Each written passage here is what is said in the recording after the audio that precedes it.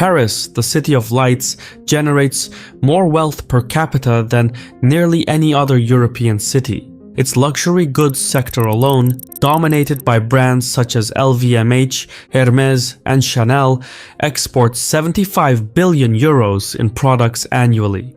Yet, step outside the périphérique, the ring road that circles Paris, and you enter a different country altogether.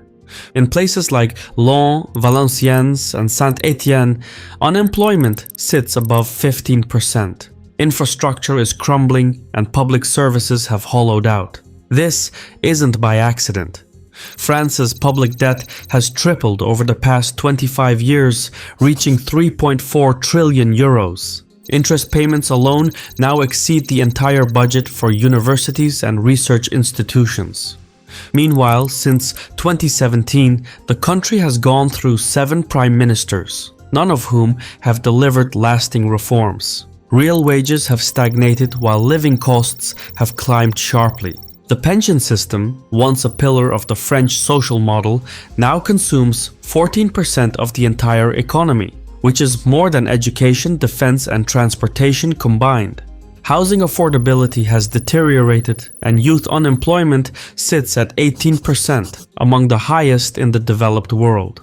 At heart, France's problem is simple: persistent overspending. For over 51 consecutive years, the state has run budget deficits, always spending more than it collects in taxes. Now, the bill is coming due. When you think about it, it's ironic. France once helped design the Eurozone's fiscal rules, yet now it stands as the biggest threat to breaking them.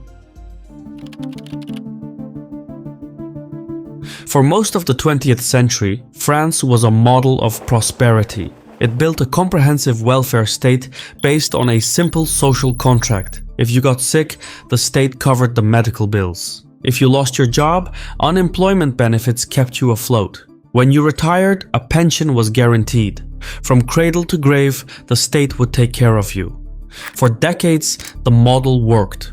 Growth was strong, living standards were high, and France became Europe's second largest economy. Many saw it as proof that capitalism and socialism could coexist. But there was a catch. Revenues alone never fully covered expenditures, and so the deficit was financed through debt. In fact, France has run a budget deficit every single year since 1974. To be fair, debt isn't inherently bad. It can fuel growth when used for productive investment, and for years, France did just that. The economy grew, the workforce was young, and millions paid into the system. This all made the social benefits seem bearable. But over time, the arrangement became harder to sustain. In essence, France faces 3 predicaments: a shrinking population, an industrial exodus, and a political system unable to fix either. These issues are not separate problems that can be tackled individually. They're interconnected, self-reinforcing, and together they're pushing the country toward a reckoning. France's demographic crisis is perhaps the most pressing, and it's worse than it looks. In 2010, the country's fertility rate stood at 2.0 children per woman, the highest in Europe. Today, it's 1.6 and falling. The number of births dropped from 833,000 in 2010 to 663,000 in 2024. That is a 20% decline, steeper than Germany's. The timing makes it even worse. French baby boomers, those born between 1945 and 1973, are now retiring on a mass scale. Around 800,000 people exit the workforce each year, while only about 700,000 young people replace them. That's a yearly shortfall of 100,000 workers, compounding indefinitely. The numbers no longer add up. In 1990, there were 5 working-age adults for every retiree. By 2000, that ratio fell to 4, and by 2010 to 3, and today it's close to 2. You can see where this is going. By 2040, France will have 1.5 working-age adults for every retiree. Pensions and healthcare will consume an ever larger share of the budget, while the tax base needed to fund them will continue to shrink. That means every French worker will be paying not just for themselves, but for someone else's retirement. But it gets worse because productivity isn't compensating. In a healthy economy, workers become more productive over time through better technology, education, and infrastructure. That rising productivity can offset the effects of demographic decline, since one person can do the work of two people from a generation ago. But in France, productivity growth has stalled. Between 2015 and 2023, French productivity increased by just 0.3% annually, which is half the OECD average. This creates a vicious feedback loop. An aging population demands more spending on healthcare and pensions. But with fewer workers and stagnant productivity, there's less wealth to fund those demands. The second crisis is industrial decline. In 1980, manufacturing made up 26% of France's economy. Today, it's about 13%. That might sound like normal deindustrialization, something that every advanced economy experiences as it shifts toward services. But in France, the fallout has been existential. Here's the thing, manufacturing jobs tend to cluster and multiply. One factory job supports 3 or 4 additional positions in logistics, maintenance, retail, and services.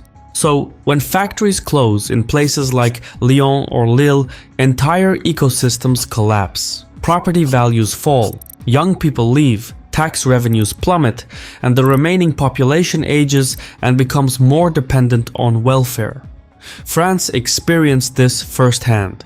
When the euro was introduced in 1999, it lost 900,000 manufacturing jobs within a decade. Global competition played a role, but France was also uniquely exposed because of its labor laws. You see, French labor is the most expensive in the Eurozone. When including social benefits, employers pay nearly 50% more than the gross salary.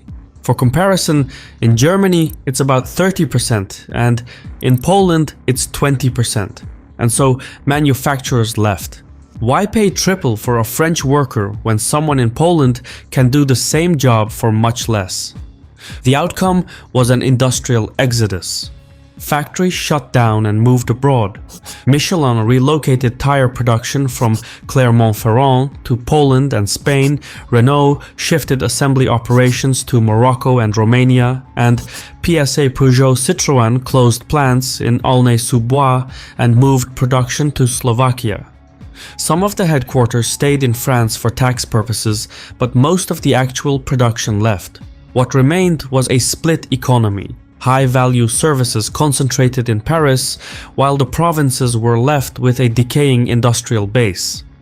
France's third crisis is political, and it's the hardest to fix because it's embedded in the government's institutions. The problem starts with polarization. French politics has split into 5 major blocks: far right, center, center left, and far left. None of these is capable of forming a majority, leaving the lower house of parliament divided. Political compromises are nearly impossible, and every government survives only by avoiding controversial decisions. When Macron pushed through the pension reform to raise the retirement age from 62 to 64, he won legally but lost politically. His party shattered, his approval ratings plunged, and the reform itself became so toxic that no one has dared propose anything similar since. This political climate goes far beyond pensions. It affects everything. Take tax reform as an example. The current system is convoluted, riddled with loopholes, and discourages investment. Fixing it, however, means some groups lose benefits, which triggers protests and political backlash. Labor reform is another example. Rigid regulations keep youth unemployment high, but any attempt at reform sparks union resistance, street protests, and political risk. The result is paralysis. Since 2017, France has had 7 prime ministers. Most lasted less than 18 months though. Each promised reform but delivered nothing meaningful. The bureaucracy keeps running, the state keeps borrowing, but the problems go unaddressed. And here's the dangerous part. When nothing changes, voters tend to radicalize.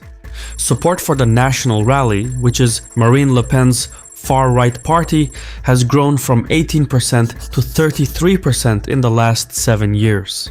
Meanwhile, on the left, Jean-Luc Mélenchon's France Unbowed movement now holds 22%. Between these two juggernauts, anti-establishment parties claim more than half the electorate.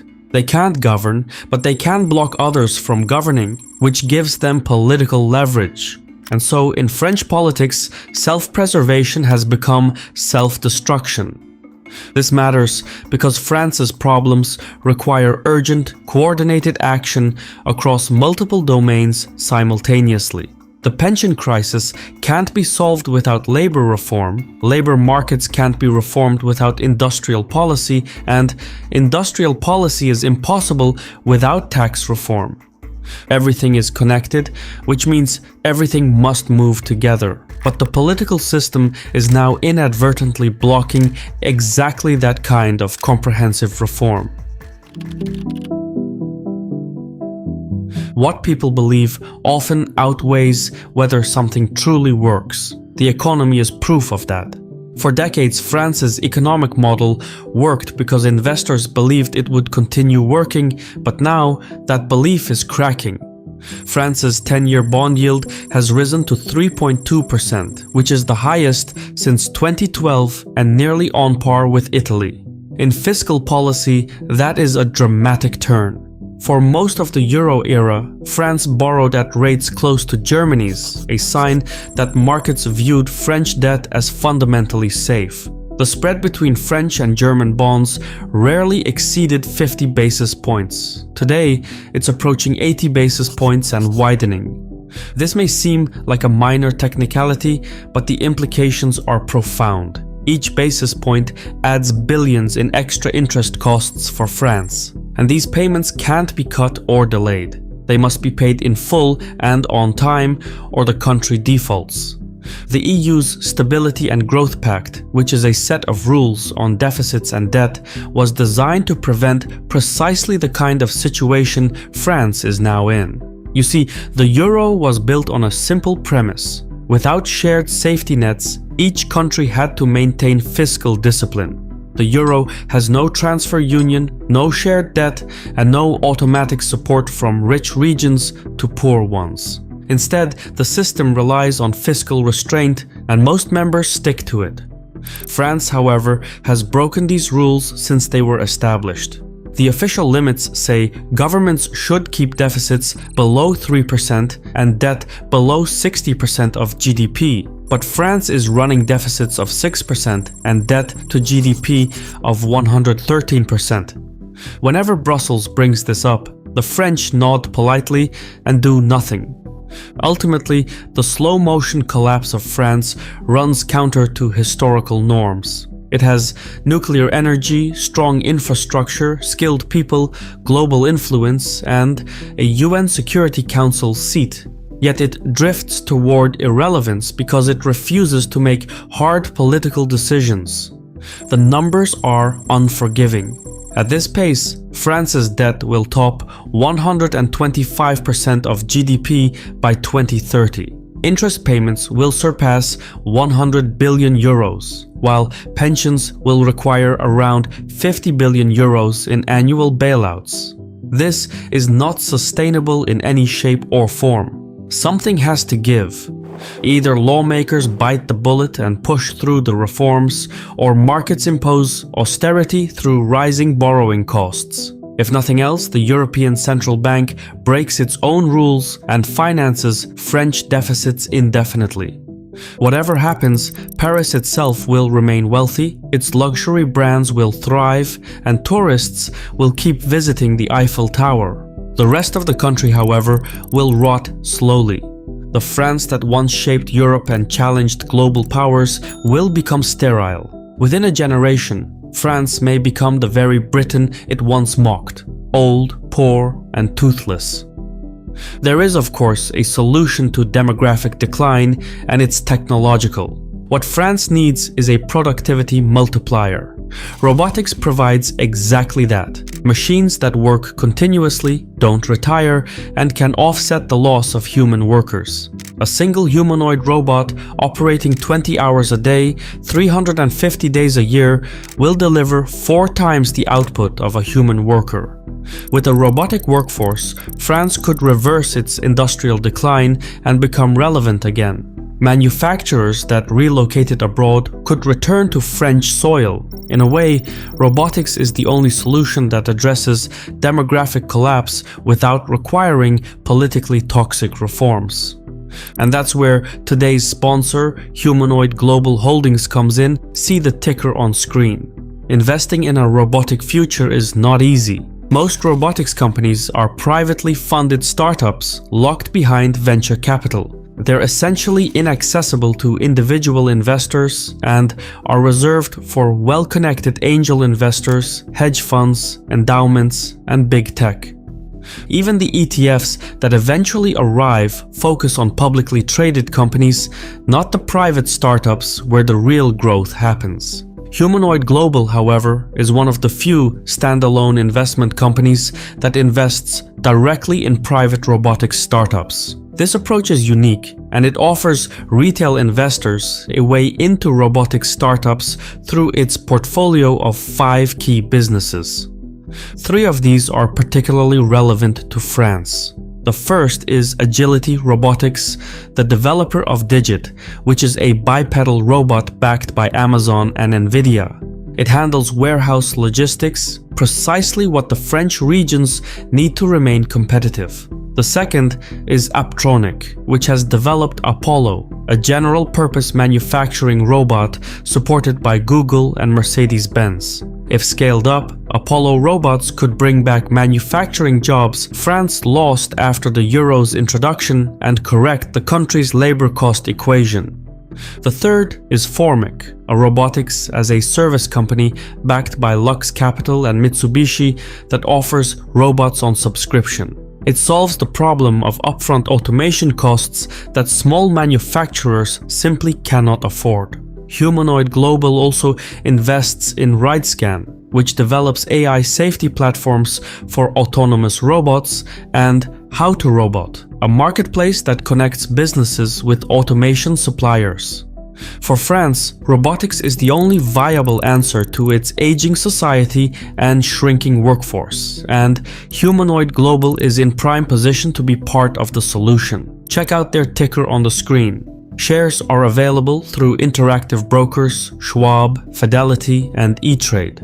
You can learn more by clicking the link in the description. Just make sure to do your own due diligence.